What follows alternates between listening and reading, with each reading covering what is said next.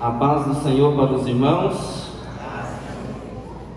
Graças a Deus, estamos felizes aqui na casa do Senhor. Quero convidá-lo a abrir a sua Bíblia no livro de Efésios, capítulo de número 2, do versículo 19 ao versículo 22. Livro de Efésios, capítulo 2, versículo 19 ao versículo 22. Graças a Deus, me sinto feliz de estar aqui com os irmãos nesta noite, para juntos nós louvarmos e bendizer o nome do Senhor. Quero desde já agradecer os irmãos pela atenção, agradecer o pastor Valdemar pela oportunidade, o pastor Adilson pelo convite. Que Deus possa abençoar a todos e que Deus possa falar aos nossos corações através da sua palavra. Amém? Os irmãos encontraram? Amém. Graças a Deus. Diz assim, Efésios 2:19: Assim que já não sois estrangeiros, nem forasteiros, mas como cidadãos dos santos e da família de Deus, edificados sobre o fundamento dos apóstolos e dos profetas, e de Jesus Cristo, que é a principal pedra da esquina, no qual todo o edifício bem ajustado cresce para templo santo no Senhor, no qual também vós juntamente sois edificados para morada de Deus no Espírito. Amém? Podeis assentar, Deus abençoe a todos. Oh, amados irmãos, coisa maravilhosa nós estarmos aqui nesse culto para meditar na palavra de Deus. Com certeza hoje, quando você levantou, você deve ter tomado um belo café da manhã. Se não tomou um belo café da manhã, caprichou no almoço, não é verdade? Aquele lanche maravilhoso da tarde. Alguns já até jantaram antes de vir à congregação e estão aí todos satisfeitos. Pois é, a sua vida espiritual também precisa de alimento. E você pode comer muita coisa nessa vida, mas a única coisa que vai te sustentar é alimentar da palavra de Deus.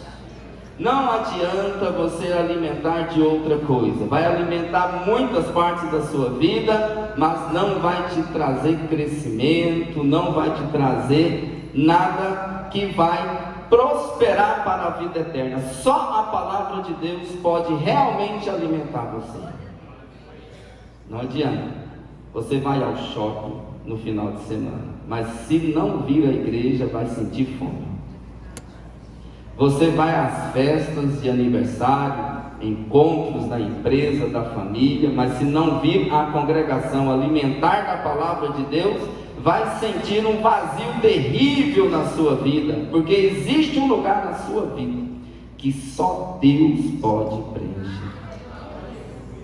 Amados, hoje eu quero meditar um pouquinho com os irmãos sobre a nossa insignificância como ser e o grandioso poder de Deus.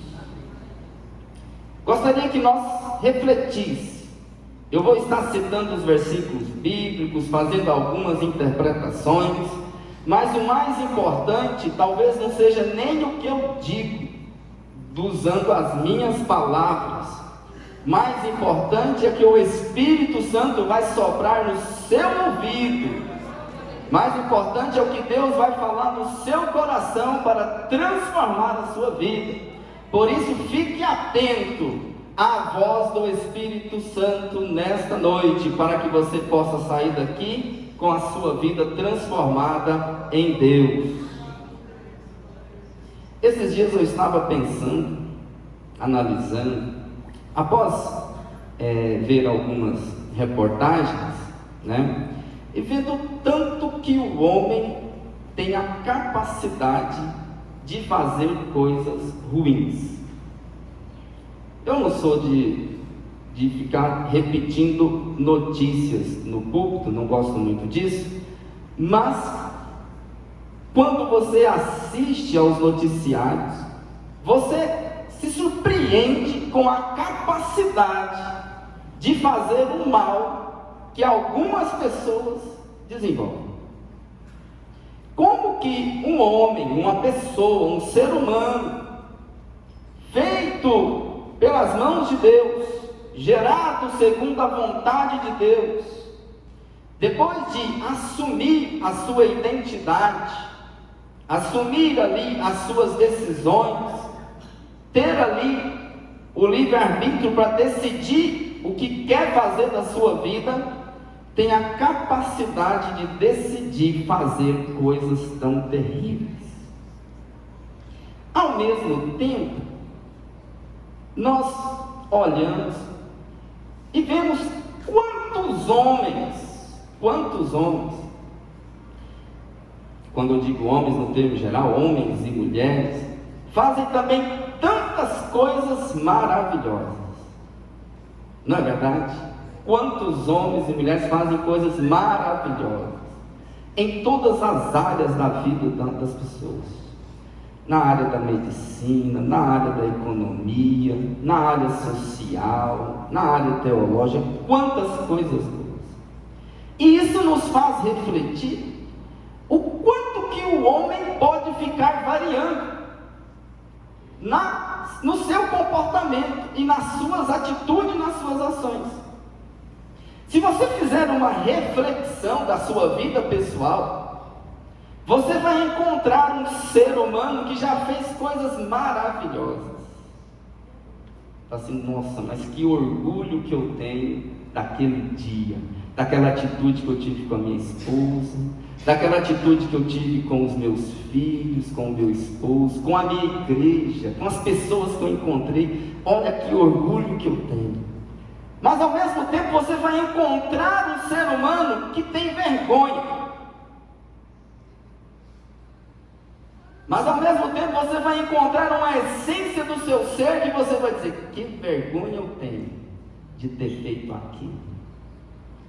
Né? Então você vai encontrar dentro da sua própria vida uma variação muito grande de atitudes e comportamento, coisas que vai sentir orgulho, felicidade, prazer, vontade de contar para as pessoas, e coisa que você guarda no mais secreto da sua vida. Pouquíssimas pessoas, aleluia, pouquíssimas pessoas sabem disso que você fez, que você tem tanta vergonha. E quando eu olho para esse mesmo homem que tem a capacidade de fazer coisas tão maravilhosas e também coisas tão vergonhosas, a gente fica perguntando: que homem é esse? O que é realmente esse homem? O que é esse ser humano? E uma pergunta que você deveria fazer para você mesmo e para Deus: quem realmente eu sou? Quem realmente eu sou? Eu sou aquele homem amoroso, dedicado?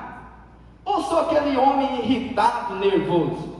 Eu sou aquele homem bondoso que faz o bem? Ou eu sou aquele homem que não sou tão bondoso assim, que acabo fazendo o mal? Que homem eu sou? E por que eu sou assim? São perguntas que você deveria fazer e que você tem que buscar em Deus a resposta, para que você possa seguir a sua vida na autenticidade, sendo um cristão maduro, frutífero, que realmente viva o melhor de Deus na sua vida.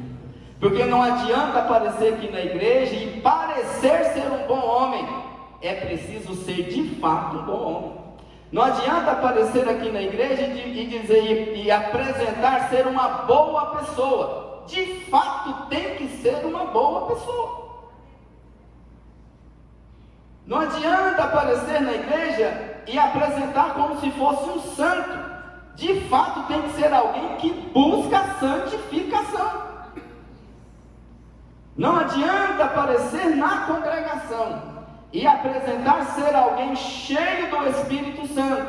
Não, mais que isso, de fato você tem que ter no seu ser o Espírito Santo dentro de você. E aí, quando a gente faz essa reflexão pessoal, nós perguntamos: será se realmente o homem é bom? Será se realmente o homem é bom? Uma vez fizeram essa pergunta para Jesus. Ele diz lá no livro de Mateus, capítulo 19, versículo 17, e ele lhe disse: por que me chamas de bom? Um jovem apareceu para Jesus, uma passagem muito conhecida na Bíblia, e o chamou de bom mestre. Apresentou para Jesus e falou: bom mestre. E Jesus responde a ele: por que me chamas de bom? Não há bom senão um só, que é Deus. Se quiseres, porém, entrar na vida, guarda os mandamentos. Mas eu quero frisar nessa primeira parte, quando Jesus responde para aquele jovem, ele fala assim: por que me chamas de bom? Só existe um que é bom, e é Deus. De modo que Jesus, naquele momento, ele estava experimentando ser igual a você. Naquele momento, Jesus estava experimentando ser uma pessoa igual a você. E quando Jesus olha para ele não consegue dizer para aquele jovem que ele realmente era bom, por mais que ele fosse santo. De modo que onde está realmente essa bondade que existe em nós? Aonde está realmente esse valor de bom do ser humano, esse valor de bom das pessoas? Olha, irmãos, eu tenho algo para dizer para você. O bom valor do homem não está na sua formação material. Não está na sua formação material. Não são os diplomas que você tem demonstrado no seu escritório que vai fazer de você uma pessoa boa. Não é seus atos de caridade que vai fazer de você uma pessoa boa. Não é isso que vai fazer de você uma pessoa boa. O homem só é de fato um homem bom se ele for cheio. Não é a metade, não é um pouquinho, é cheio, transbordante de Deus. De modo que, se existe alguma coisa boa no homem, não veio dele. Se existe alguma coisa boa no homem, ele não tem nada de se gloriar nisso. Se existe alguma coisa boa no homem, ele não deve isso a ele mesmo. Se existe alguma coisa boa no homem, isso é a essência de Deus, porque Jesus disse: só existe um que é bom, e ele está no céu, é Deus. Ser bom significa ser cheio de Deus. Há um autor que eu gosto muito que diz que quer ver a maldade do homem aparecer, vai esvaziando de Deus. Deixa de ler a Bíblia para você ver, deixa de orar, deixa de jejuar, deixa de crer, deixa de ir à igreja, deixa de buscar a Deus, deixa de falar em línguas, deixa de ser cheio do Espírito Santo. Você vai ver aparecer na sua vida as maldades, você vai ver aparecer na sua vida as ruindades. Você vai ficar envergonhado depois das coisas ruins que você foi incapaz de fazer, porque esvaziou-se de Deus e começou a encher-se de si mesmo. De modo que nós precisamos entender, irmãos, que nós só somos bons se Deus está em nós. A bondade do homem está no grau como ele se relaciona com o Senhor. Para ser bom precisa buscar a Deus, para ser bom precisa ser cheio do Espírito Santo de Deus. Por quê? Porque nós somos realmente esse ser insignificante. Deus, quando nos fez, a Bíblia diz lá no livro de Gênesis, capítulo 2, versículo 7, que Deus tomou o quê? Do pó. Lá ele fala assim, ó, e formou o Senhor Deus o homem do pó da terra. Do pó da terra que Deus fez o homem. E às vezes nós achamos, irmãos, que somos tão importantes, tão maravilhosos por nós mesmos. Não! Essa importância que você tem, você deve a Jesus. Esse valor que você tem é porque Deus está com você. Essa virtude que você tem é o dom do Espírito Santo na sua vida. É Deus na sua vida que faz você. Tira Deus e deixa sobrar só você. Vai sobrar um monte de barro. Tira o Espírito de Deus da sua vida e veja o que sobra. Quer ver um pouquinho? O homem e o universo. Fiz essa pesquisa hoje à tarde para trabalhar, para vir falar um pouquinho com os irmãos. Às vezes nós achamos que são tão importantes. Olha o seu tamanho: 1,70 m, 1,80 m, 2,10 m, não sei qual é o seu tamanho. Mas você está no planeta que tem aproximadamente 6.300 quilômetros de raio. Se você der uma volta inteira na Terra, dá aproximadamente 40.000 quilômetros. Se você acha a Terra grande, o Sol tem um raio de aproximadamente 700.000 quilômetros. Você é só esse ser disso tudo. O Sol é só uma das 100 bilhões de estrelas que tem na galáxia que nós vivemos.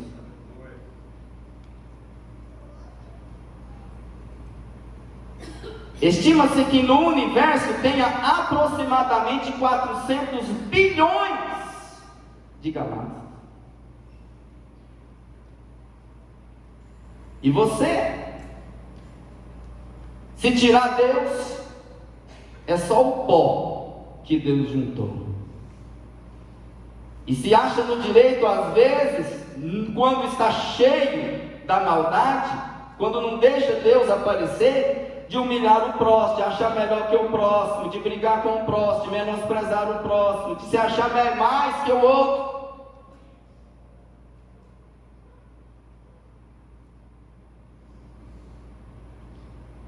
Você, olha para você, é apenas um em aproximadamente 214 milhões de brasileiros.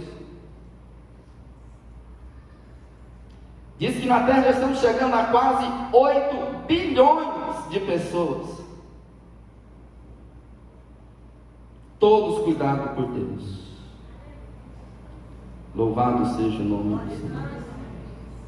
A sua vida, a expectativa de vida do brasileiro é de aproximadamente 76 anos, 77. Segundo os cientistas, o nosso planeta tem aproximadamente mais de 4 trilhões de anos. E às vezes nós achamos que somos grandes coisas.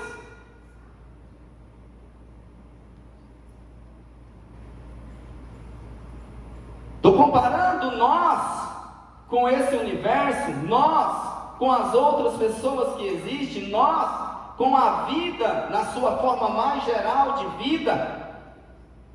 Agora, imagina o homem que tem a audácia de confrontar, de brigar com Deus. Se você achou esses números grandes, extraordinários, mais extraordinário foi Deus que criou todas as estrelas, todas as galáxias, que fez essa terra, que criou todos os homens, que é o autor de toda forma de vida que existe nesse mundo, ou em qualquer lugar do universo. maior é o nosso Deus. O que é você diante disso tudo?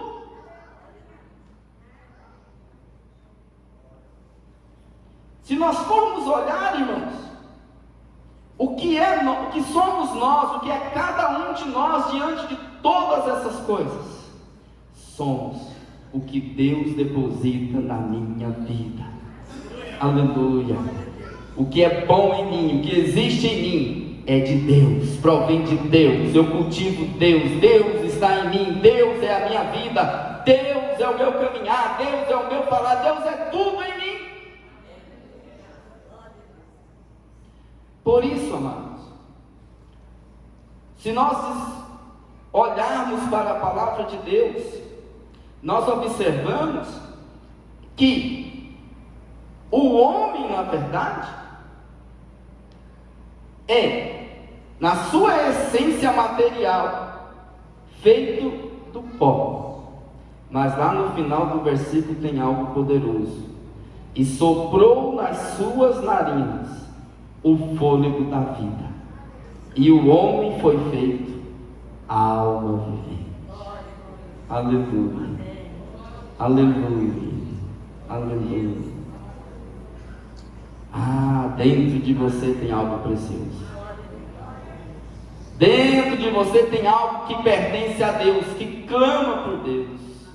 Dentro da sua vida tem algo que só Deus pode saciar.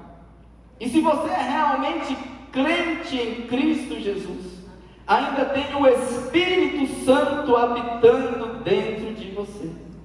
Porque nós, na verdade, somos, primeiro, casa de Deus. Lá no livro de João, capítulo 14, versículo 23, a Bíblia vai dizer: e respondeu Jesus: se alguém me ama,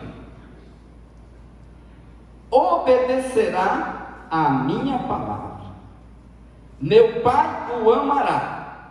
Nós viremos a ele e faremos morada nele. Vocês entenderam? O homem, então, ele tem como uma das suas essências, da sua característica, dos propósitos de Deus, ser morada de Deus. Aleluia, louvado seja o nome do Senhor. Deus habita em mim, o Espírito Santo habita em mim. Lá no livro de João, capítulo 14, Jesus disse que ele ia para o Pai, mas ele iria enviar o Consolador, que estaria conosco até que ele voltasse. O Espírito Santo habita em nós. Nós somos moradas de Deus. Deus habita em mim. Você não tem coragem de dizer isso, não?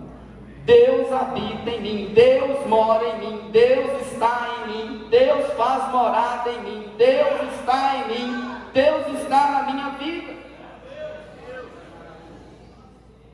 Lá no livro de Atos dos Apóstolos, capítulo 7, versículo 48 a seguir, diz assim, mas o Altíssimo não habita em templos feitos por mãos de homens, como diz o profeta. O céu é o meu trono, e a terra o estrado dos meus pés. Que casa me edificareis? Diz o Senhor. Ou qual é o lugar do meu repouso? Porventura não fez a minha mão todas estas coisas? As pessoas queriam construir uma casa para Deus, mas Deus diz: não, eu não habito em casa que o homem faz para mim. Mas um dia Deus foi lá, amassou o barro, amassou para lá, amassou para cá, fez e falou: esse vai chamar Gleison, vou morar nele. Deus foi lá, amassou o barro, fez, falou: esse vai chamar José, aí eu vou fazer morada. Foi lá, amassou, construiu e fez, e e esse é você, e aí eu vou fazer morada. Oh, aleluia! Deus não habita em templos feitos por homens, mas Ele fez você para ser a sua habitação, aleluia! Mas Ele fez você para você ser a morada dEle, morada do Espírito dEle, para que Ele esteja morando em você. O crente tem esse privilégio de dizer: Deus vive comigo, Deus está comigo, aonde eu estou, Deus está comigo. Por quê? Porque sou morada de Deus, sou casa de Deus, vivo para Deus, o Espírito de Deus mora em mim. Louvado seja o nome do Senhor Jesus. E eu pergunto para você: que casa é essa que Deus está habitando? Que casa é essa que Deus está habitando? Oh, aleluia! Ele fez a casa. Ele fez a casa para quem morar? Ele. Mas quem cuida? Você. A casa que Deus mora é realmente uma casa ou é uma tapera velha?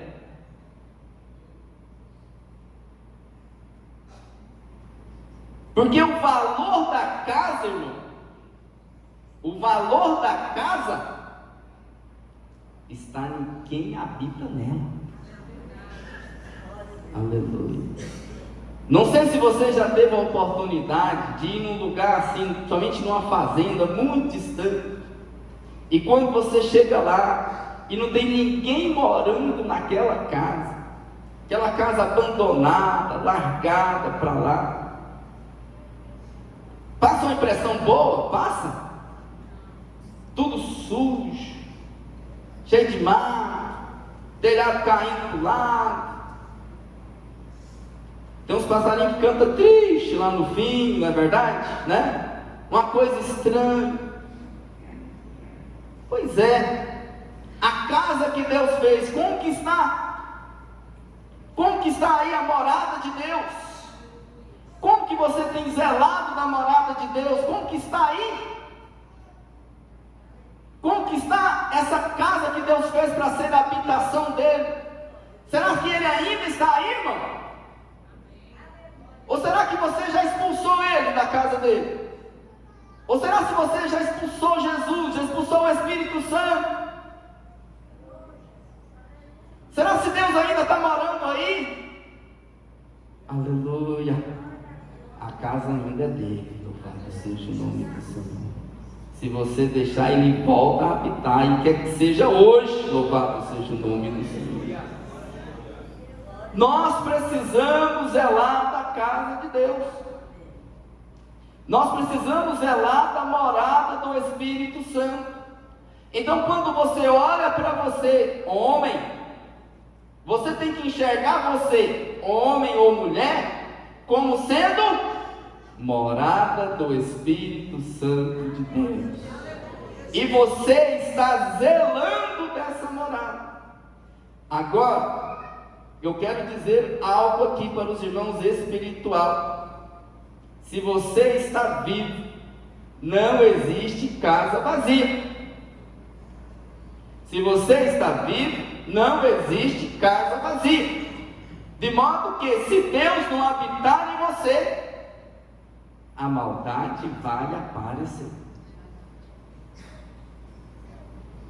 Se Deus não habitar em você, vai aparecer em você a maldade, vai aparecer em você traços que não provém de Deus, mas traços que provém de uma vida de pecado, e corre o risco de ser morada de demônios. Parece pesado, não parece, irmãos? Parece pesado, não parece? Mas vai brincando com o pecado, vai brincando em ficar longe de Deus, vai brincando de expulsar Deus da sua vida, vai brincando de entristecer o Espírito Santo, Vai brincando, peca hoje, peca amanhã, peca depois, peca hoje, peca amanhã, peca depois. Vai brincando de não zelar da casa de Deus. E depois você vai conviver, sendo habitado por demônios. Aonde nós temos muitas pessoas que são possessas. Ou você acha que Deus deu autoridade para a igreja para expulsar demônios à toa? Esse dom, essa autoridade que Deus deu à igreja foi à toa? Não foi. Foi porque tem muitas casas, pessoas que são possessas por demônios, porque expulsaram Deus da vida delas. Você é casa de Deus, você precisa zelar da casa de Deus. E como eu zelo da casa de Deus? Afastando do pecado. Porque a Bíblia vem a dizer que os nossos pecados colocam a separação entre nós e o nosso Deus. Os nossos pecados colocam a separação entre nós e o nosso Deus. De modo que quando nós não temos Cristo, nós não temos aquele que é capaz de perdoar os nossos pecados. Não é a sua vinda na igreja que perdoa os seus pecados, que tira os seus pecados. Não é a sua habilidade de pregar que faz você livre dos seus pecados. Não é a sua habilidade de cantar, louvar, tocar, orar, profetizar que livra você dos seus pecados. É Jesus que habita na sua vida que te põe livre dos seus pecados. De modo que quando Deus olha para você, quando os demônios olham para você, quando as pessoas olham para você, não enxergam mais os seus pecados, mas enxergam o próprio Cristo habitando na sua vida. E é Ele que te livra do pecado. É preciso que nós zelemos na casa de Deus. Amados, então nós somos esse ser insignificante, e a nossa significância aparece à medida que Deus está em nós, e Deus olha para nós como nós sendo a sua casa, o lugar onde Ele habita, de modo que Deus está em nós, o Espírito Santo de Deus está em nós, está na nossa vida. E quando quando dizemos que o Espírito Santo está na nossa vida, está em toda maneira de expressar a vida. E nós expressamos a vida com as ações. Nós expressamos a vida com as ações. E se essa vida, ou seja, essa casa é uma casa cheia de Deus, então essas ações são boas. Então essas ações são boas. Inclusive, uma das primeiras maneiras que a gente dá para as pessoas interpretar a Bíblia é encontrar os verbos das boas ações, para você começar a enxergar a Deus nos textos descritos da Bíblia. Então, amados, Deus tem que estar refletido nessa casa através das nossas atitudes. Então, a nossa linguagem, o que nós falamos, o jeito do nosso comportamento, por onde nós andamos, a nossa consciência, o que nós apregoamos, todas essas coisas precisam refletir Deus. Faz sentido alguém dizer que é cheio de Deus e sair pela rua xingando? Faz sentido isso para você? Faz sentido alguém ser cheio de Deus, ser morada de Deus e maltratar as outras pessoas, maltratar a família, filho, esposa, qualquer pessoa que vê na rua? Faz sentido isso? Faz sentido alguém ser casa de Deus, ser cheio de Deus e andar descumprindo as normas da igreja ou as normas estabelecidas para uma boa sociedade? Faz sentido isso para vocês? Para mim não faz. Porque as ações é que diz a nossa vida, as nossas atitudes. E essas atitudes precisam ser ações e atitudes cheias de Deus. De modo que um cristão cheio de Deus sempre pensa como Jesus faria. Louvado seja o nome do Senhor. Amados, a Bíblia também vem dizer que nós somos templo do Espírito Santo. Vocês não sabem que são santuário de Deus e que o Espírito de Deus habita em vocês? Se alguém destruir o santuário de Deus, Deus o destruirá, pois o santuário de Deus, que são vocês, é sagrado. Pois o santuário de Deus, que são vocês. Quem é o santuário de Deus? Eu. Fala, eu sou o santuário de Deus. Eu sou o santuário de Deus e sou sagrado. Ou seja, uma outra característica de um homem que quer ser um homem bom, que quer ter significância, além de ser morada de Deus, ou seja, Deus está refletido em toda a expressão da sua vida, é que ele também se porta como um santuário de Deus, ou seja, a sua vida o tempo todo é uma declaração de adoração ao Deus Altíssimo. Nós precisamos ter isso na nossa mente, declarar quem é o Senhor e declarar com a nossa voz. Você já pensou quantos pecados você cometeu?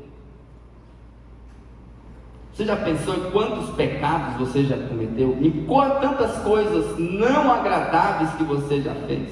Você já meditou quantas vezes você precisou ser perdoado por Jesus? Eu gosto de lembrar da passagem de Pedro. Esses dias eu estava até ouvindo o pastor pregando sobre isso.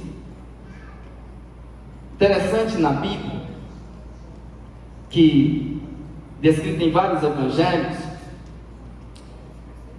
que Pedro negou a Jesus. Não é verdade?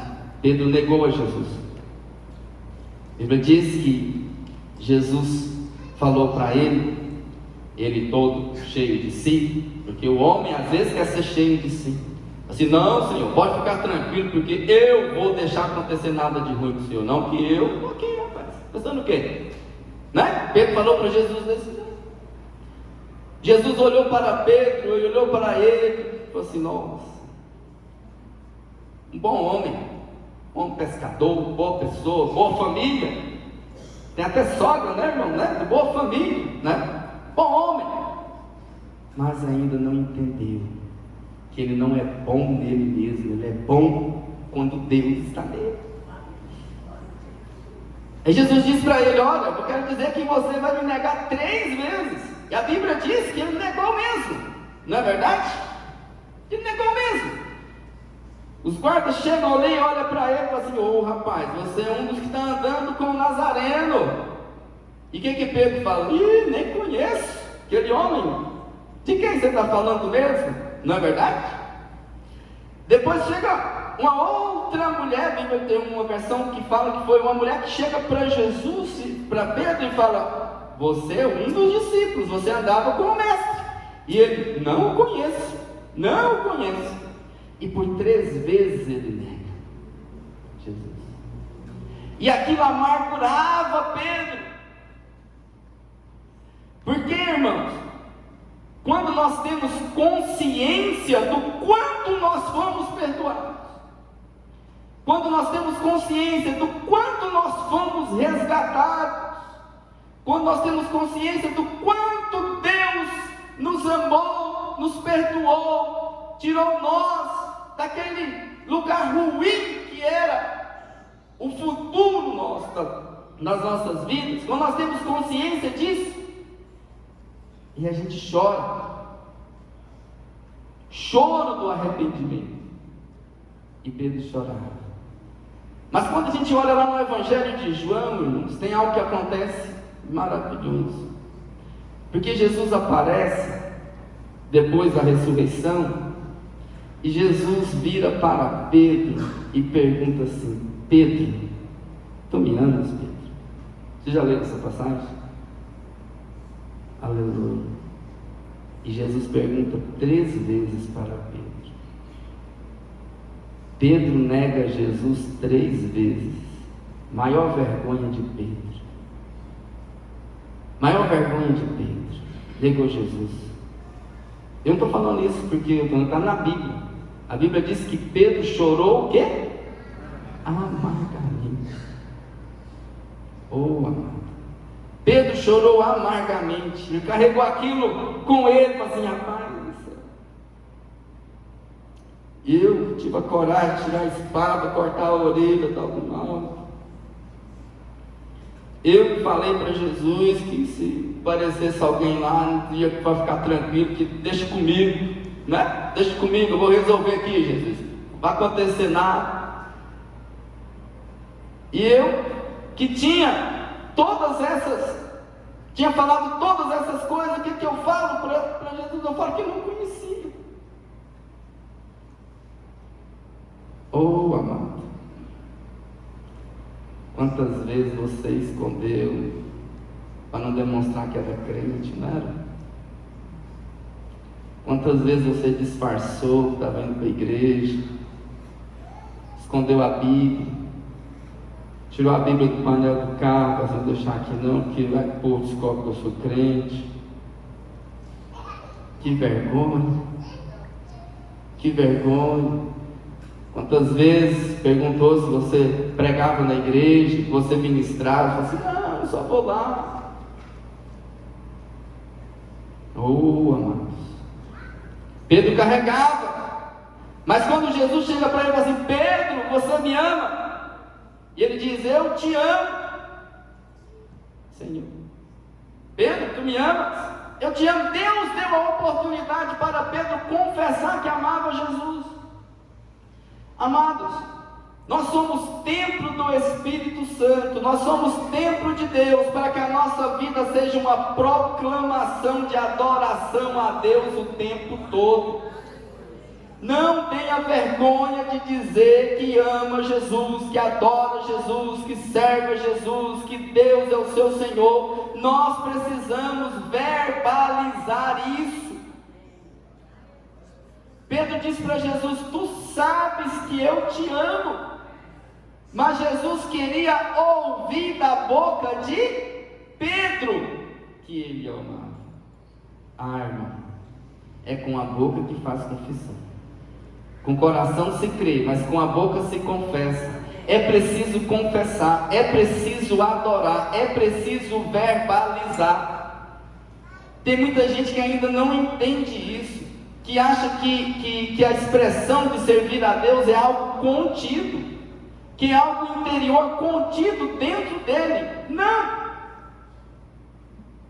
Servir a Deus e expressar a Deus é algo que tem que sair de você. A Bíblia diz que quando nós servimos a Deus, o Espírito de Deus está em nós, do nosso ser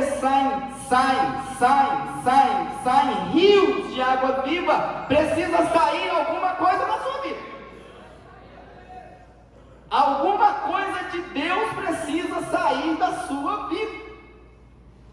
Comece verbalizando que serve a Deus, que ama a Deus, que Deus é o Todo-Poderoso, que Ele é o Senhor, que não existe nada maior que Ele, que não existe nada mais poderoso que Ele. Verbaliza, você é templo do Espírito Santo de Deus, então é lugar de adoração a Deus. Louvado seja o nome do Senhor Jesus. Amados, para terminar, nós, quando não temos Deus, somos insignificantes, mas nós somos feitos para ser vasos de Deus. Lá no livro de Atos dos Apóstolos, capítulo 9, versículo 15, a Bíblia vem dizer: disse-lhe, porém, o Senhor: vai, porque este é para mim um vaso escolhido, para levar o meu nome diante dos gentios e dos reis e dos filhos de Israel, falando sobre o apóstolo Paulo. Então, amados, você é um vaso de Deus. Vaso é o lugar que você deposita coisas preciosas, de modo que Deus olha para você para depositar os dons maravilhosos que Ele tem para os seres humanos que o seguem, que o crê nele, que o aceita, que tem o prazer de ser morada dele. Lá no livro de 2 Coríntios capítulo 4, versículo 5, a Bíblia vai dizer: porque não nos pregamos a nós mesmos, mas a Cristo Jesus o Senhor, e nós mesmos somos vossos servos por amor de Jesus. Porque Deus, que disse que das trevas resplandece a luz, é quem resplandeceu em nossos corações, para a iluminação do conhecimento da glória de Deus na face de Jesus Cristo. Aí o versículo 7 diz: temos, porém, estes tesouros, todos os descritos anteriormente, em vasos de barro, ou seja, em você, para que a excelência do poder seja de Deus e não de nós. Aleluia. Então, de modo, amados, que nós somos os vasos aonde Deus deposita os seus dons preciosos, para que o resto da humanidade possa usufruir também das bênçãos do Altíssimo. Aleluia. Se você é vaso de Deus, na sua casa às vezes ninguém mais é crente, mas eles conseguem usufruir das bênçãos do Altíssimo, porque você é vaso de Deus. Se você é vaso de Deus, na sua empresa às vezes todo mundo é distante, é maldoso, mas eles também conseguem ser impactados pela luz, pelo poder da palavra, pelos dons de Deus, porque você é vaso de Deus. Se você é vaso de Deus, a sua igreja é uma igreja abençoada, mas não é porque o templo é bonito, porque o pastor é isso, o pastor é aquilo, é porque você é vaso de Deus, e em você tem dons preciosos para abençoar as outras pessoas.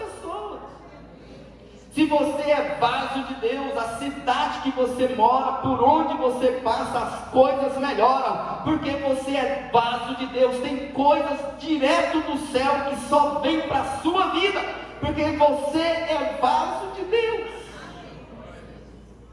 Oh, glória a Deus.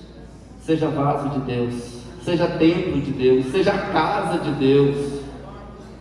Não deixe essa casa de Deus abandonada. Não deixe esse templo sem ministração, sem adoração, sem declaração. Você é vaso de Deus. Louvado seja o nome do Senhor. Amados, eu quero terminar essa mensagem dizendo para os irmãos que o nosso Deus é que é tudo. Deus é que é tudo. Deus é que é grande. Deus é que é maravilhoso. E Deus habita em você. Então, se você está com Deus, você não precisa ter medo de nada. É Deus que está com você. Se você está em Deus, Deus está em você. Então você pode andar destemido. É o Senhor dos exércitos que habita na sua vida. Se Deus está em você e você está em Deus, amados irmãos, então existem dons maravilhosos, autoridade dada por Deus na sua vida. Ora, clame, declare, porque Deus é contigo, porque Deus está com você. Se você orar na sua casa, milagres vai acontecer lá. Se você orar lá na na sua igreja, milagre vai acontecer lá. Se você ora lá onde você trabalha, milagre vai acontecer lá. Porque Deus está com você, Deus habita em você. Você é a expressão maior da adoração de Deus. E na sua vida tem dons, tem bênção, tem autoridade, tem palavra, tem luz. Que toda a aparência do mal não chega nem perto, porque você é de Deus. Amém? Que Deus possa abençoar todos os irmãos, que você receba essa palavra, assuma essa identidade, não é você, é Deus. Louvado seja o nome do Senhor. Você é só o vaso, você é só o instrumento, você é só a casa, você é só o templo. A autoridade vem do Senhor. Então não faça nada em seu nome, faça tudo em nome de Jesus, porque em nome de Jesus tudo vai bem. Que Deus abençoe e eu agradeço em nome de Jesus.